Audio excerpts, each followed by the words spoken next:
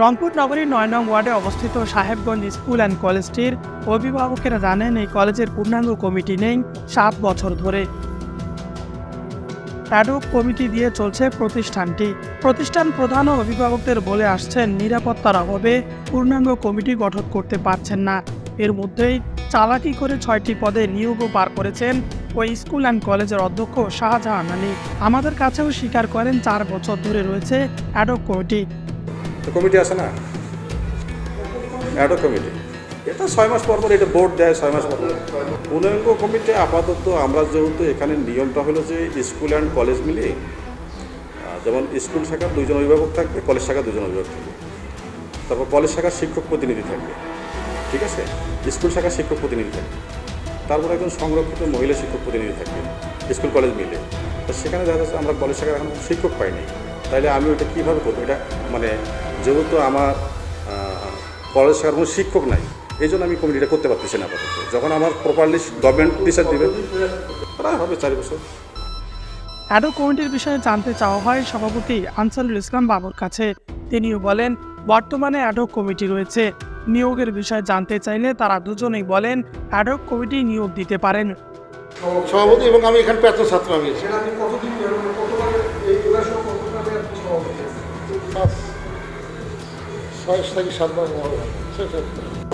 নিয়োগের মধ্যে কোনো অস্বচ্ছতা নেই, স্বচ্ছভাবে ওরা নিয়োগ প্রক্রিয়ার মধ্যে নিয়োগ বোর্ডে 5 জন থাকে। একজন থাকে ডিজির প্রতিনিধি অর্থাৎ মহাপরিচালক মাউসির, আরেকজন থাকে মন্ত্রণালয়ের প্রতিনিধি, শিক্ষা মন্ত্রণালয়ের প্রতিনিধি, আরেকজন থাকে জেলা প্রশাসক স্যারের প্রতিনিধি, উনি এডিসি স্যারও হতে পারে, বিজ্ঞ ম্যাজিস্ট্রেটও হতে পারে, আর আমরাই আর সভাপতি। আর অ্যাডহক কমিটি যদি নিয়োগ দিতে এই 5টা লোক, এই 3টে লোক কি থাকবে? আপনি বলেন নিয়োগ বোর্ডে, ওরা তো গভর্নমেন্ট প্রতিনিধি। পরে বিষয়টি নিশ্চিত হওয়ার জন্য রংপুর জেলা মাধ্যমিক শিক্ষা কর্মকর্তার কার্যালয়ে যাই আমরা।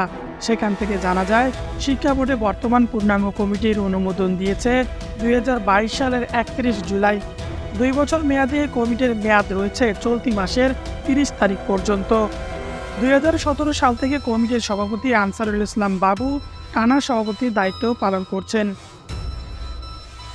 গোপনে কমিটি করার বিষয়ে আবারও তাদের কাছে জানতে চাইলে তারা জানান বিধি অনুযায়ী কমিটি হয়েছে, কিন্তু কোন বিধি অনুযায়ী হয়েছে সে বিষয়ে কিছুই বলেন না তারা। কমিটির বিষয়টি গোপন রাখার বিষয়ে জানতে চাওয়া হলে কোনো সদুত্তর পাওয়া যায়নি তাদের দুজনের কাছ থেকেই। আমি বিধি মোতাবেক সব করছি। বোর্ডের কাছে যোগাযোগ করেন, বোর্ড বলতে পারে তোমার কমিটি কিভাবে দিচ্ছি।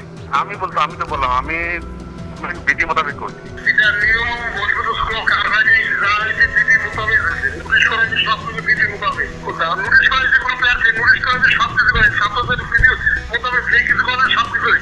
রংপুর জেলা শিক্ষা কর্মকর্তা এনায়েত হোসেন বলেন অ্যাডহক কমিটি কোনো প্রকার নিয়োগ দিতে পারেন না।